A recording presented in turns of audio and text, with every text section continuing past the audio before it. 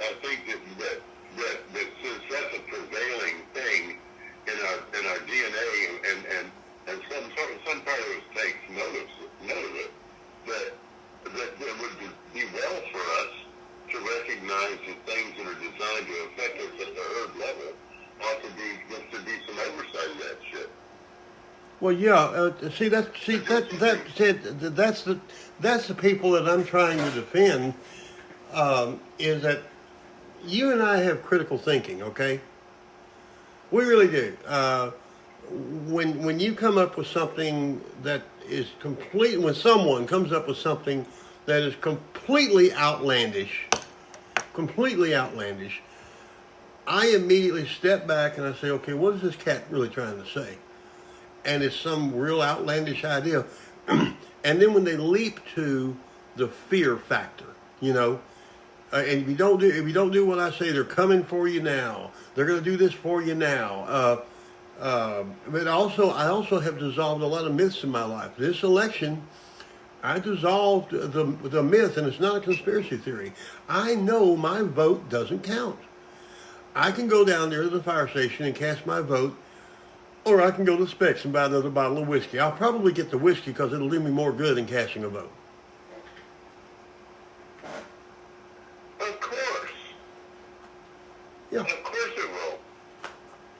Yeah. Another day or two about living in an alternate reality as opposed to having had a moment and your ongoing reality and during which you did something that you, on an intellectual level, know was frivolous and redundant.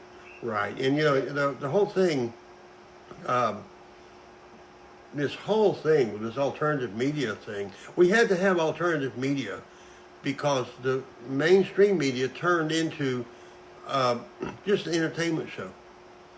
And whatever got the most advertising money, that's the story that went up. That was the story that went up. If aliens, they're all getting their shit from the AP and each other. Yeah. Okay? That's what's going on. If aliens landed in Los Angeles, they would not get on the nightly news unless they were all members of the Screen Actors Guild. Now that's a fact, okay? If you and I were better looking than we are, and younger, all right, and had some kind of magnetic attraction about it, we could become members of the Screen Acting Guild and then become news anchors immediately, because we have the ability to start cranking up.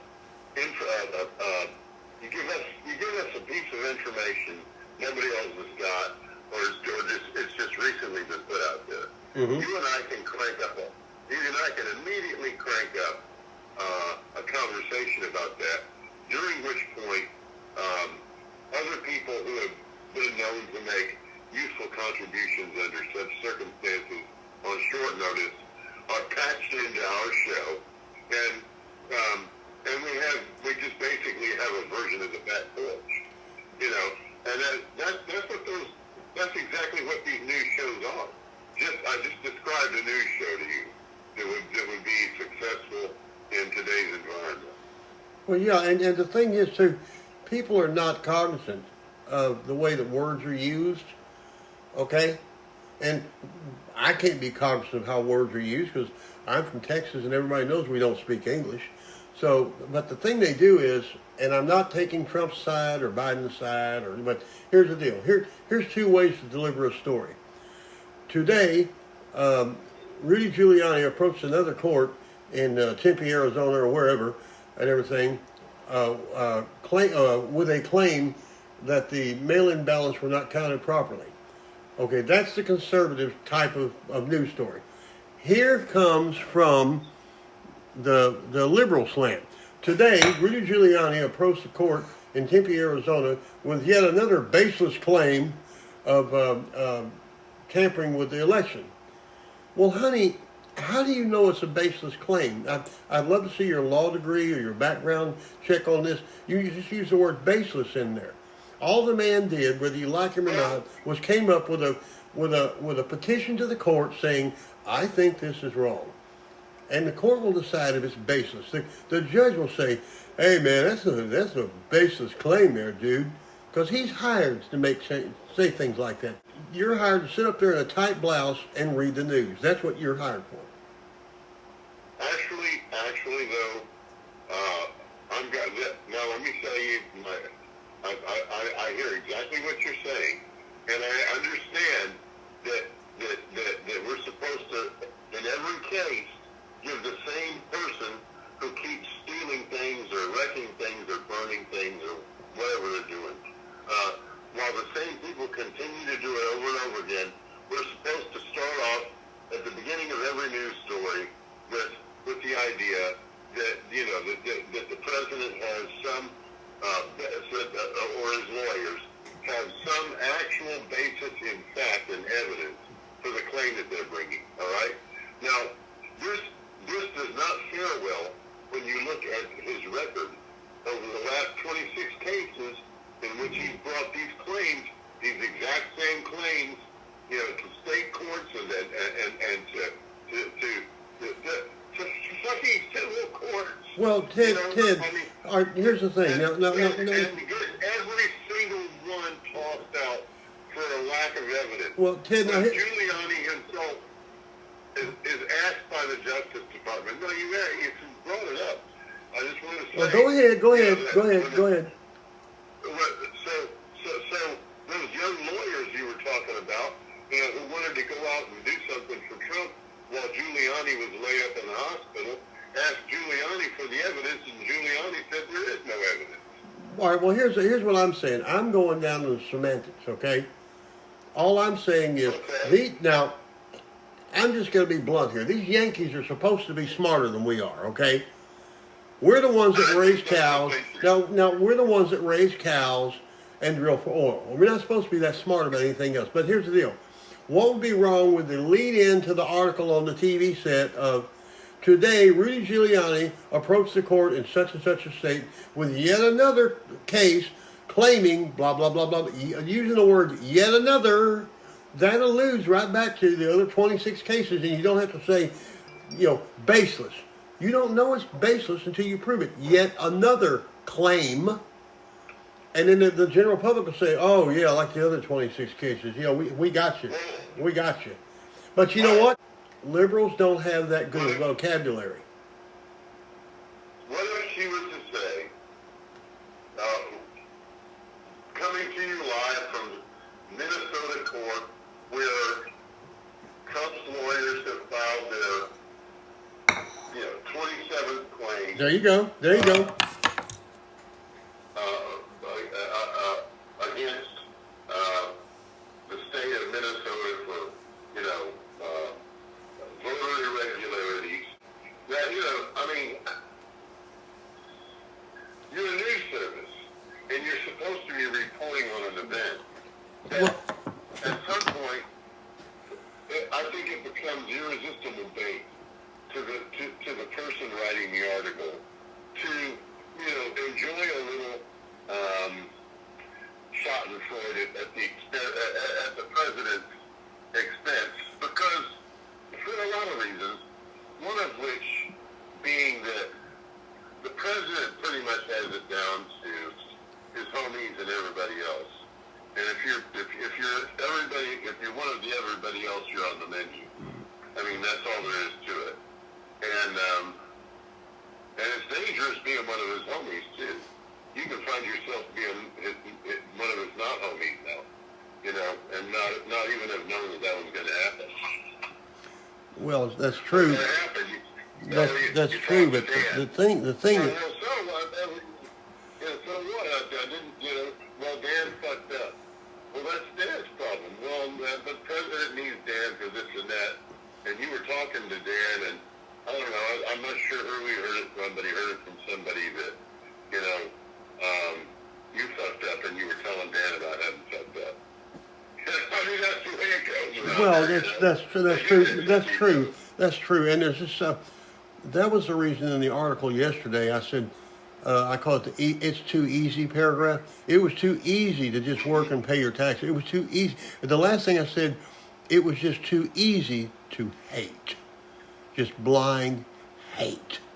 And that, and I hate to say it, but even Donna's got a little bit of that to her personality. She and Pam's on the Republican side with equal veracity, and everything. But the people come up and they don't base anything on anything. On anything, they just say, well, Donald Trump said he likes vanilla ice cream. Well, there he goes. You know why he likes vanilla ice cream? Because it's white. That's why. That's the only reason he likes vanilla ice cream, because it's white. And you sit back in snake amazement, like, oh my God. Oh my God, look at that. Look where I'm living. Well, let's go back and look at a moment in American history. All right. It is also, surprisingly enough, a rather important time in Texas history as well. Mm-hmm. And that is when George W. Bush is elected governor of the state of Texas. Mm-hmm. Now, Bush was not expected to win that election. And when he won it, he had people who were they already knew that they were with a guy whose next move from being governor for 8 years was going to be to move into the presidency. And so they already had a power base that was in Washington and really all over the world. And they started developing local power bases in Texas. And it expanded to the point where they were able to pull off a redistricting without the Democrats being there to object to it. And so it comes up for a vote, and the Democrats run to New Mexico and take up residence in a hotel in New Mexico. And the Republicans say, well, now look, you can elect to not come back if that's what you want to do, but we're going to have this vote. And every time your name is called out, if you're not there to give a response, one way or the other, then you're going to be assumed. And they brought up something under the Constitution that assumed that the person was no longer competent to hold down the office. And so they made those guys come back from New Mexico and vote against the Dirty 30. The Dirty 30. I remember that. Yep. Yeah. Yep, the Dirty 30. And so they crammed that shit down our necks is what they did. And they blew up the Democratic Party as we knew it at that time. The Democratic Party as we knew it at that time ceased to be. And it's still, just a bunch of little Frankensteins out there. I don't know if there'll ever be another Democratic Party in Texas, but, what I can tell you is that the Republicans continued legislative session after legislative session to do dirty work that it resulted in us getting a new district. So Texas gets a new district. That's a plus for Texas. And the conservatives, actually, at that time it was the party of Bush. Every bit of it was the party of, it was actually the party of Bush Cheney, because Cheney was actually pulling all of the strings and pulling all the levers, pushing all the levers.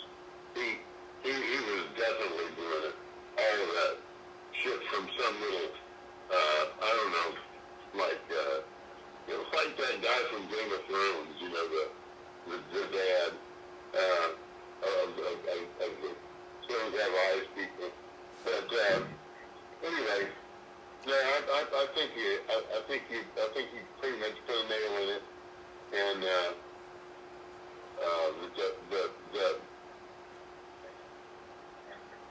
we're not going to get any help from the Democrats or the Republicans for a long time. I think both those parties got to reorganize themselves into something else. I'm guessing there'll be. This is my guess. My guess is that Ted Cruz out in 2024. Yeah, I know that to be a fact. I know that to be a fact because he sees a disaster, you know. And now here's the thing: I'm not going to do when I hear anybody say about President Biden, "Not my president." Shut your mouth. People like you are what destroys the republic. We have an election for whatever reason. Somebody comes out on top. We are not a democracy. We are a republic. You are not voting for the president. You're voting for an elector. That's why we are a republic. Okay?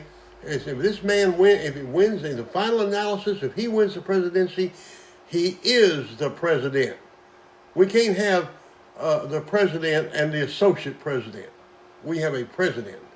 That is, I detest that. I detest it coming from the liberal Democrats, and I will be equally detesting it coming from my own party. Not my president. Yes, he damn sure is. And if he passes a stimulus package, he's not your president. Good. Send the check back. That'll be your protest. Send your check back. Okay? Because that is nonsense. That is nonsense. You won't be getting a check from this president. And I think it's funny the way that that people did not follow anything that was happening. The real history of our country was being made between 2000 and 2008, and so during that period of time, so many monumental things of huge consequence happened that were of major consequence to our future as a nation and as a world, of course, because you can't alter America without altering the world. And I just I feel what's the word I'm looking for? I feel that I feel lonely in that there are so few people who actually remember or paid any attention to what was going on during those 8 years. Because during those 8 years, you might look at the American economy as an apple, and what started happening is a few guys sat down with an apple and they said, "Okay, your turn, you take a bite." So a guy take a big bite out of the apple, be sitting there chewing it, and he said, "All right, so now it's Alexi's turn next, and hand it over to Alexi, and Alexi takes a big bite, and that was us, that was America, and now they've been trimming that core and picking the seeds out of it, and it's just there's nothing there, and it makes it would be funny if it weren't so sad to realize how we're all going to be standing out there in the middle lanes of traffic, with nowhere to go, and sick and hungry, Well, and confused. beware the money that the Republicans give you, because they're going to need it back. Well, the Republicans aren't going to give us anything. It's because of the Republicans that we've got the stimulus package that we got right now.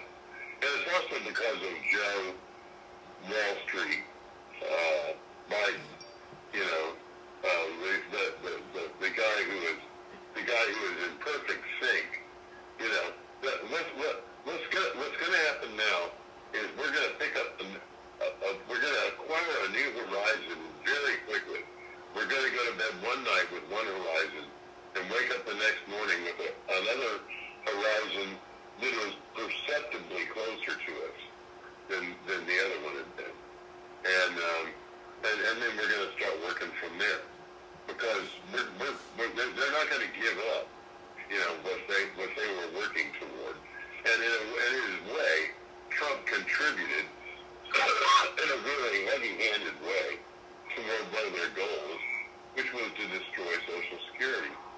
So now I keep hearing that. I hear that all. They're going to destroy Social Security. They're going to do away with Social Security. And I haven't seen any evidence that that's going that direction. They're not going to destroy it. They are in the process of destroying it. It is being destroyed right now. That's because there's no public report on the amount of revenues that are generated by payroll, tax deductions. See, we don't generate such a report like that, Bill. You know, that would be violating the company's financial privacy. No, we couldn't possibly do that. And so what you got to do is you got to go to the congressional budget committee or whatever that department is, congressional department of budget or whatever, and ask them how much money is in the Social Security fund, and then you got to ask them, and you got to complicate it. You got to make your own algorithm. Well, let's see, how can I make this thing? How can I make this answer reveal whether or not our current practices have endangered Social Security, and if so, to what extent? And the closest that I can see is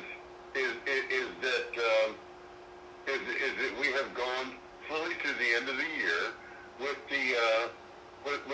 no payroll tax deductions having been taken from anybody's taxes. Okay, and that means no payroll deduction matches being made by employers. Now, you can bet your ass that somebody's going to go in there and say, well, look, the employers need not make those matches until those taxes are paid. You know, and in the past, it was always taken out at the end of the month, so there was no question about it. But now there's a question about whether these taxes are going to get paid or not. And in a lot of cases, they won't be. Isn't the unemployment going down right now? Well, you have to understand how they keep unemployment. The way they keep unemployment is that it starts with you filing an unemployment claim. That you would think would be where the record of another unemployed person would begin, but sadly, we do not require companies to report people that they lose due to the person quitting their job or being fired or dying on the job or whatever. So we have no way of knowing how many unemployed people there are until somebody files an unemployment claim. Now, as you well know, at that point you're basically on notice that within 4 months you better have a job or plan B. You know, because as soon as you get on the dole, which is going to take you 2 weeks to get onto, it'll be the 3rd week that you're on unemployment, just like a job, you know, before you actually get your first unemployment check. And it'll be for 2 weeks, you know, of unemployment. And then you'll get that for 4 months. And at the end of 4 months, if you don't have some kind of federal grant extension, then you lose your benefits, and you now go off of unemployment. And unless you're on some kind of roster of job seekers that the state keeps, which fewer and fewer states are keeping, given the fact that they just outsourced this to ZipRecruiter and Recruit.com and LinkedIn and God only knows whoever else. You know, they say, well, why don't you take a certain portion of the state's unemployed and we'll give you this percentage of the state's unemployed to employ. And if you can employ them, then we'll pay you, you know, a bonus. And that turns out to be a lot cheaper than establishing offices, deciding who's going to administer, you know, be the head administrative arm of that office, coming up with a policy and procedure manual, and and then you got to come up with a central insurance plan, and it costs money to do these things. rather than, rather than go deeper into the rich people's pockets for taxes, just simply outsource it to somebody and get those people to pay them for access to a pocket of unemployed people. It's shameful. It's shameful. Now, Biden nor Trump are going to approach this problem. Am I right? Nobody is going to do anything about this problem. This because we've become so weak, and we've allowed. I'm telling you that tax bill, that jobs and tax bill, it was a death knell for a free and democratic society. It's over now, because unless you do something about that, and that would require guts at a political level that we don't have. And we're keeping both parties in a huge disarray. Anytime the Republicans that look like they may be sane enough to, manage a walk down to the corner newsstand and bring back a newspaper without any incident. Once you see enough of those people getting together, then they crank up Trump or some other Trump-like figure, and they go in and create absolute havoc with the redneck base. And the same thing goes on in the Democratic Party. There's a bunch of us that are just fucking fed up with this Stalinism and with this, this Hitlerism and shit, where the left really are supposed to be. There's two ways of looking at everything. Trump went up there to drain the swamp, right? Well, yeah. A lot of people said, yeah, drain the swamp. But there was a lot of people that said, well, there goes the catfish. Yep, that's right. And look what crawled out of that fucking mess. Look what crawled out of that mess. I mean,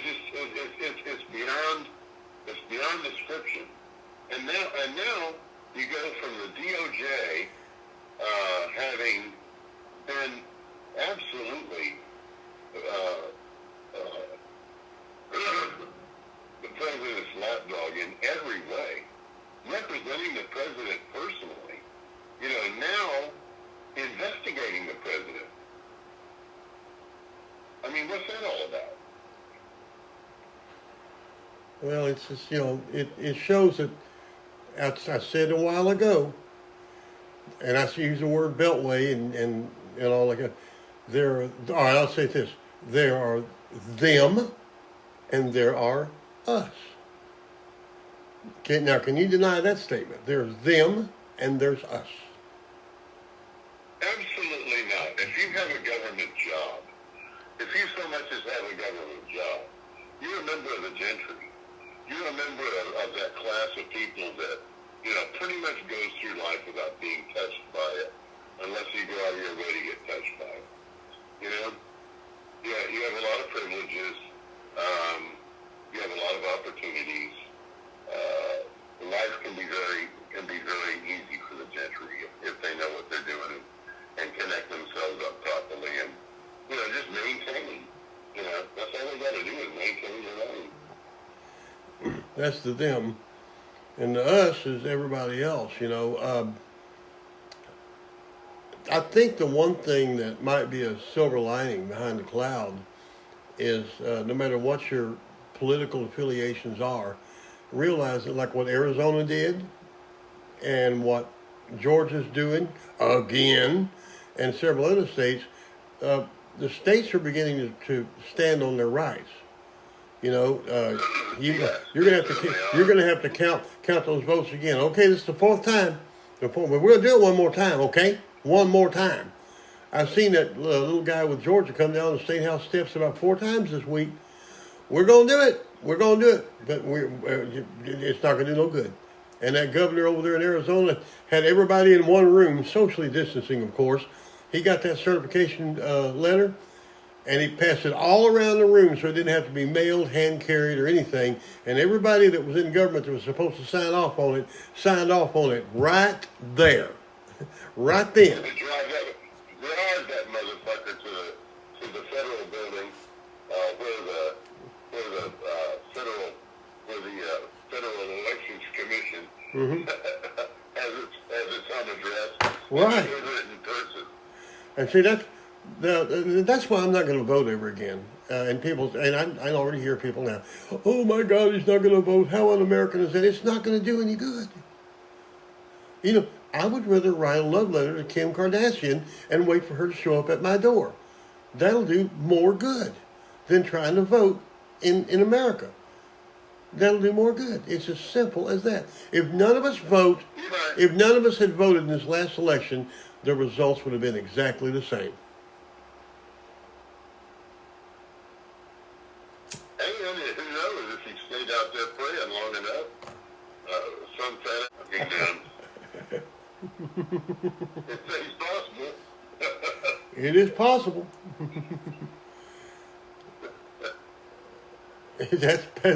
But still, that's the world that we live in. That's the world that we live in.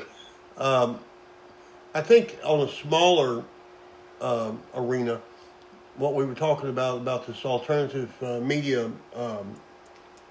live fest that's going on, you can't change the whole world, so try to change a little part of it, a little part of it.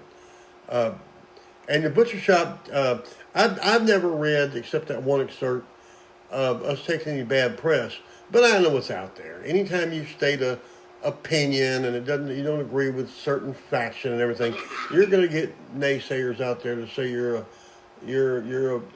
idiot, or you're this, or you're that, and all that kind of stuff. It's always going to be there.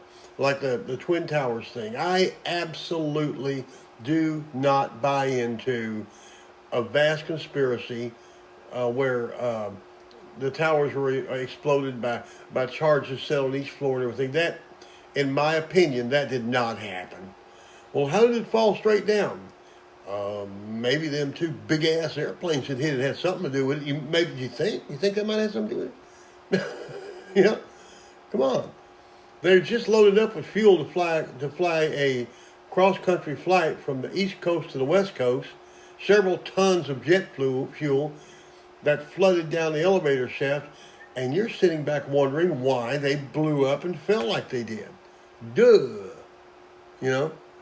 Well, here's my point, and that is that you're already way past my initial question, which is why the fuck did we shut down the Federal Aviation Commission and its surveillance? Okay, now I'll ask you one. I'll ask you one question.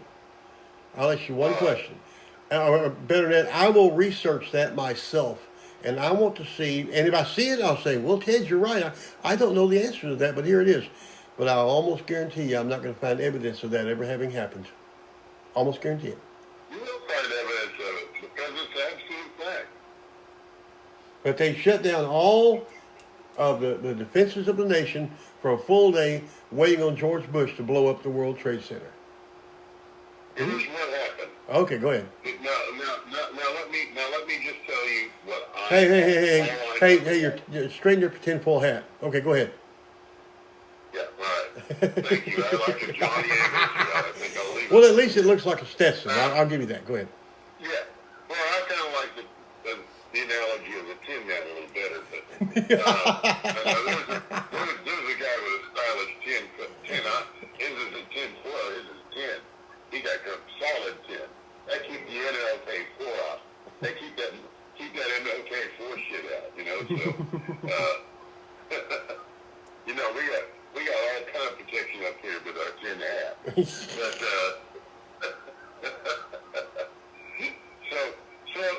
so my view of it is this, and that is, what evidence do we have that it was shut down? Well, there's a direct order from Dick Cheney to the head of the whatever organization it is that oversees the safety of American skies. Now, what this means is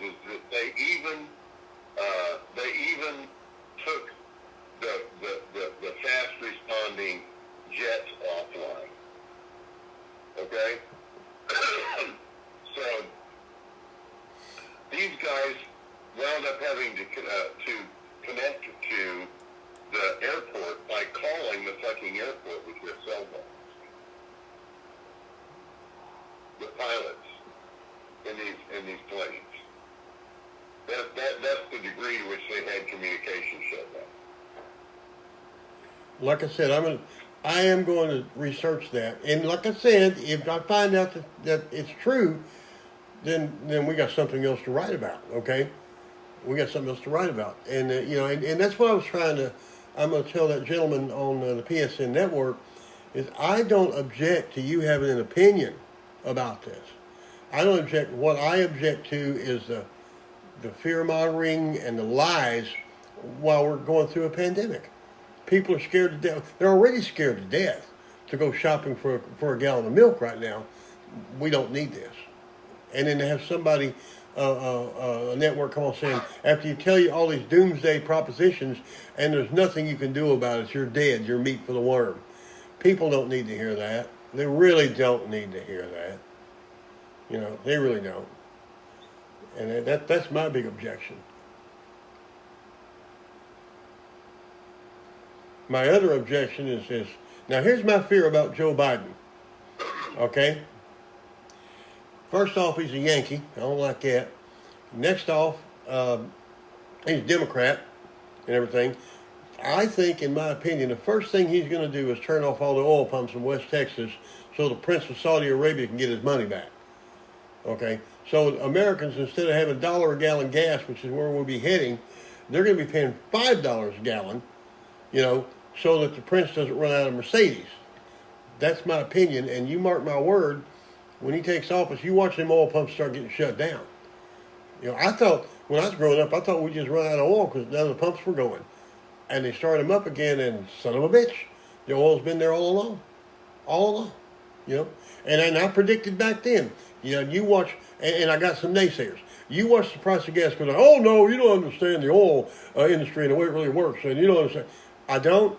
Well, I just bought my pack of cigarettes down here at the HEB kiosk, and it's $1.25 a gallon right now. Okay, I don't know what. Oh, I'm sorry, I interrupted. Please explain to me what I don't understand.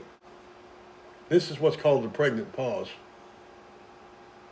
Well, I'm just rolling that over what you said. Yeah.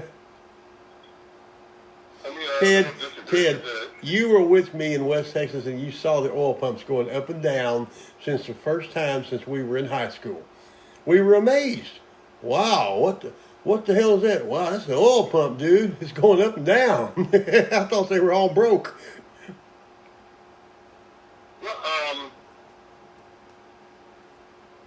what year did 9/11 happen?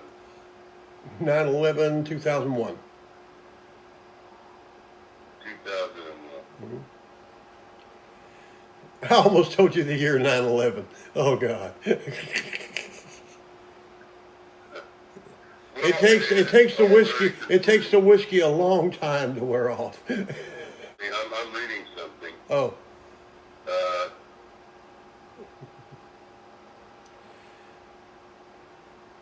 All right, let me ask you, do you think that America is in a hell of a mess, or do you think there is a viable way to work through that mess and we come out the other side with something that looks like a country? Your thoughts? I think that America and the rest of the world are caught up in a hell of a mess. The rest of the world, to lesser or more extent. But I think that what's happened is that due to automation primarily, but due to some other factors as well, actuarial, just a direct application of actuarial management toward the purpose of anything. I mean, it's operating a Kool-Aid stand. It doesn't matter, whatever it is. It's all operated with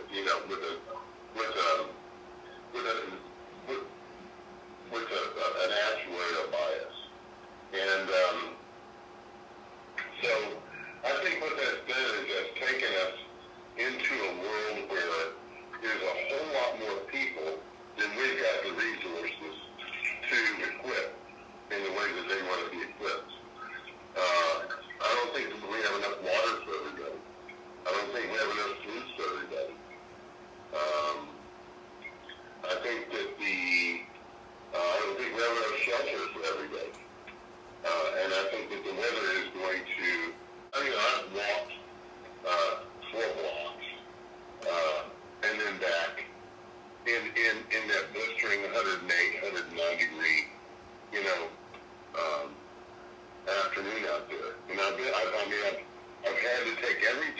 my truck and take it into the motel where there's an air conditioner that is just barely struggling to keep up with the assault that is being put out against it by the weather there. And the weather there is so unbelievably, it's fiery. And so you can deal with it, like on that level. Now, I've never been able to, I don't think I could live there.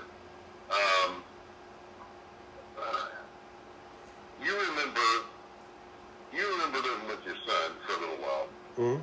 So, were you there throughout the year?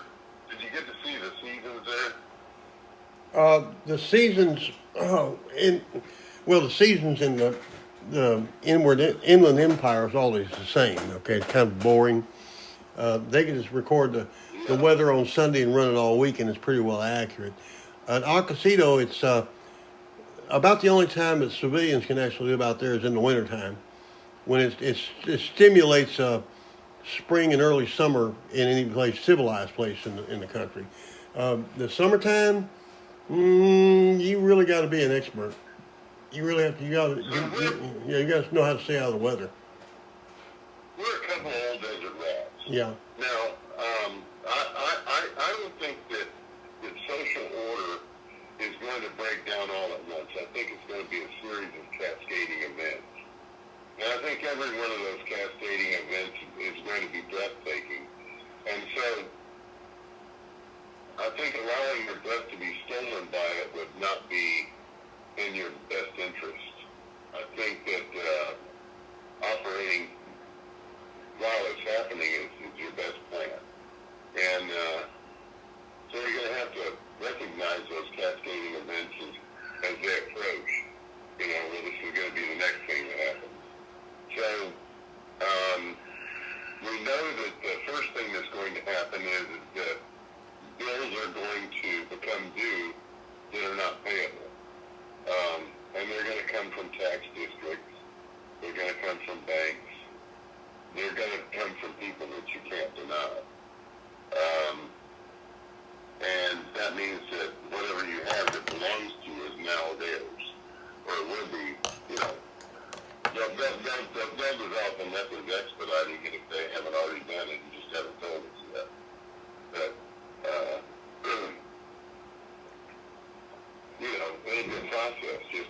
And then all those people who wanted to buy your ugly house, cash, no questions asked, are going to come in and bid on your property and get it and do whatever they were going to do with it.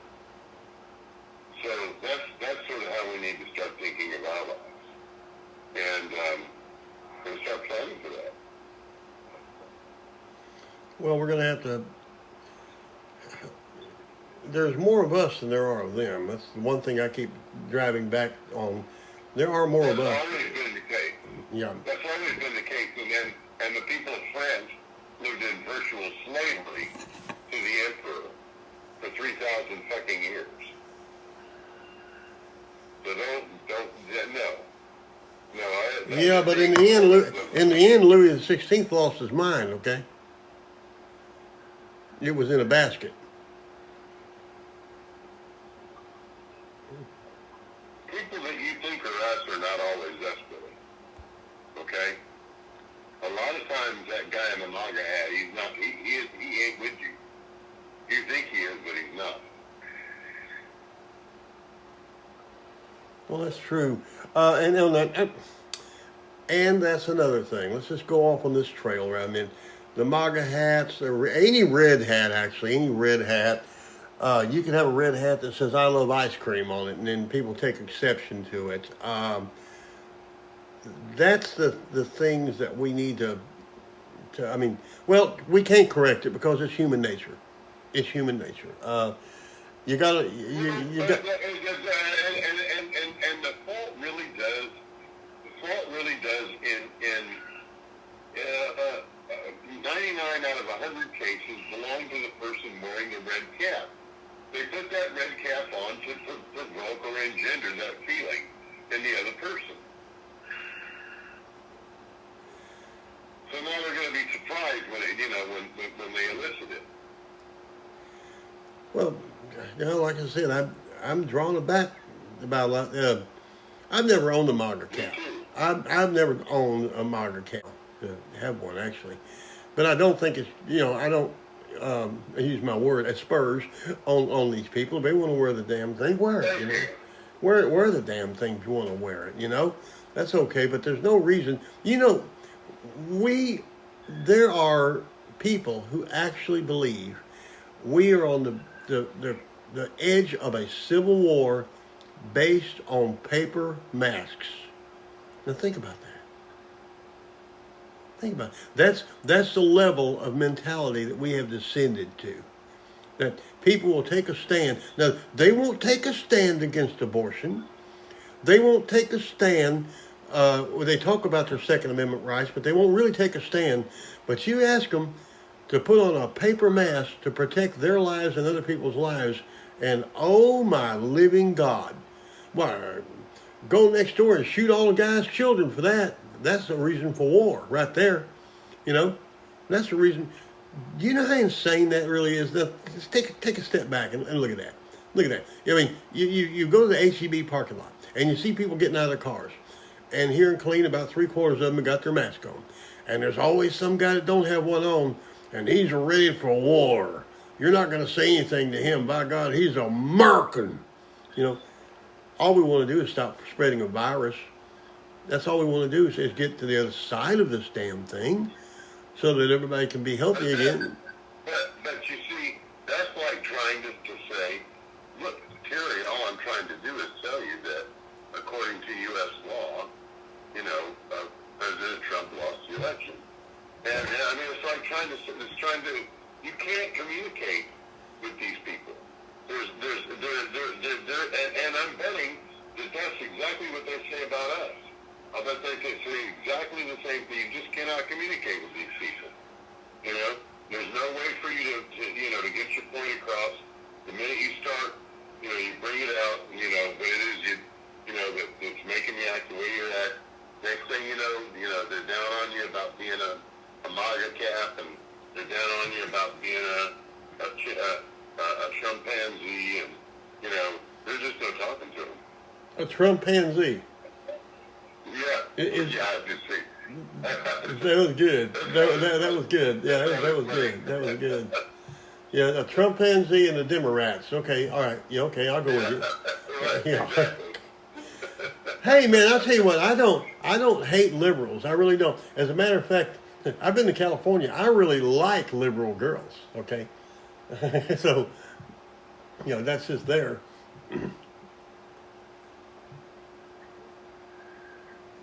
Well, anybody that doesn't like liberal girls is fucked up in the head. Oh man, hey, you know what? You pour about 2 or 3 martinis to a liberal girl, and you can dare her to do anything, and she'll do it. Get naked, baby, and walk. Get naked, baby, and walk on flames. And there she goes. There she goes. And hey, as opposed to Texas girls, you know why Texas girls has all them wrinkles under their eyes? Because they're always saying, "You want me to suck what?" Hey, I've watched this thing recently where people believe they walk around barefooted, they communicate with Mother Earth. You heard that one yet? No, but I got to tell you, I don't feel that way. I've never been a barefoot kind of guy. I've never wanted to walk around barefoot. Well, I wonder, you get my age and you lay down naked and you stick your thing in a gopher hole, will it cure ED? I might get you might get your dick eaten off by a gopher. Somebody leave their trash in my goddamn tunnel again. Let me just get this out of here. Oh God. Oh man, it's hell getting old. It's hell getting old. You get up. I used to get up in the morning. I was a devout Catholic, and I would say a Hail Mary and an Our Father and Angelicus, all those things before I ever swung my feet out of bed. Now I get up and I swing my feet out of bed right off, and I sit there for a minute and I go, "Fuck, And that's the morning prayer right there, you know. And the Lord says, I understand, my son. You know, the other day, I woke up and I stretched, and there was morning sunlight coming right through the slats of the blind. It was beautiful. And there was just this dreamlike quality about the air. And I stretched again. It felt so good. I laid back. My dog sighed and sort of threw her weight against me a little bit, you know, and settled in tight. And I thought, fuck it, I'm going to get back to sleep. I've done that. I've actually woke up the last week early and felt good about waking up and laid back down for a little while and felt good about it and everything. I guess it's eating every day does that for you. When you eat every day, it's a whole world of difference. Whole world. You were laughing at me the other day. You were laughing at me, doctor, when I said that I was getting energy out of whiskey back when didn't have any food here. And you should have laughed at me. It was a stupid thing to say. But I truly believe that I did get energy out of whiskey for about 4 months there. Well, you got sugar. You got a very high amount of sugar. Okay? Yeah. So you certainly felt as if you had energy. I had a lot of energy. A lot of. The only thing is when you take enough medicine like that, where you fall off the floor, you know, it's a wake up call. It's a wake up call, and you're sitting here waiting to catch the COVID from all these jerk offs that are coming in and out of your house. And that's another thing. Now get this up. I truly made myself believe that I could disinfect my mouth by the whiskey. I would slosh it around in my mouth, and that would disinfect the COVID virus if I got it in my mouth. You know, I believe that. I really believe that. You know, so. The only problem with that is that whatever they put in there that tastes like cough medicine, because eventually you'll taste that. You drink enough of that whiskey, eventually you're going to taste that shit. You know, now, if you want to taste it right away, get a bottle of Gentleman Jack. Oh God, no. That tastes like cough medicine. Oh God. From the first drink. You know that. You know? I tried a bottle of that when it came out. Gentleman Jack. That must be like Jack Daniels on steroids. No. It's the bottom. It's the bottom of the barrel, and they finally found a way to market it. That's all it really is. Yeah. Right. Yep. Right. Hey, I'll tell you what. Right. When you bring over Irish whiskey, I never drank Irish whiskey in my life before you brought a bottle over. All right. And I'll tell you something. Irish whiskey is whiskey. It's spelled K-Y, not E-Y. And if you drink enough Irish whiskey, it'll make you go out and make mad love to mountain lions. Okay. Oh yeah. I absolutely love this stuff. There's only one thing I like better, and but it's so fucking hard on me, and that's tequila. Oh man. But If you drink tequila, you will understand why Mexicans are crazy.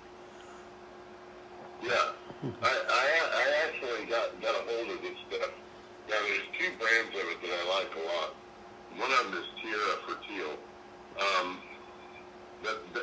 And I like the anejo. You know, you can taste the fucking plant. You know what I mean?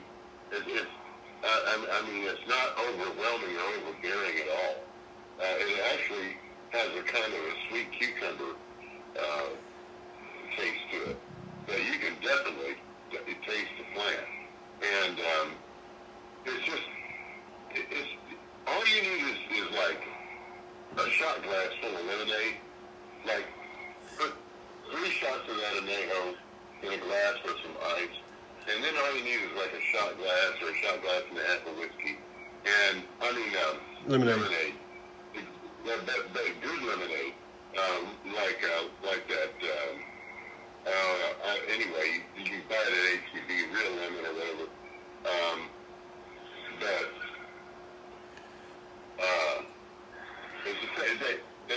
They make a limeade too.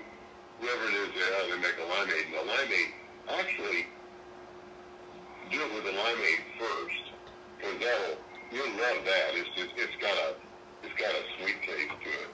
But then the next, do that 2 or 3 times, and then the next one make it with lemonade. And I mean, that's like, you can sit down with a handle of that and do some serious damage to that handle. And the high that you get, it's so regulated. It really is. I like it better than anything else. But Irish whiskey comes next on my list. And so you, I see.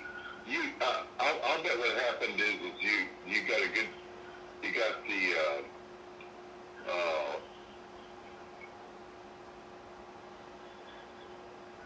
let's see, it's the one besides Jameson's. I can't think of it right now. But it's the one I like too. I like Jameson, it's just fine, but it's somewhere at the bottom of your 6th or 7th ounce.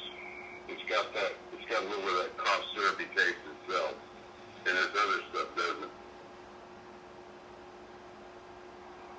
Yeah. Yep. Well, hell. Well, I'm going to go to work on that thing I'm going to write for the neighborhood, and I will take your advice, and I won't say the word black. Yeah, no, I wouldn't do that. If I did say it, I would say,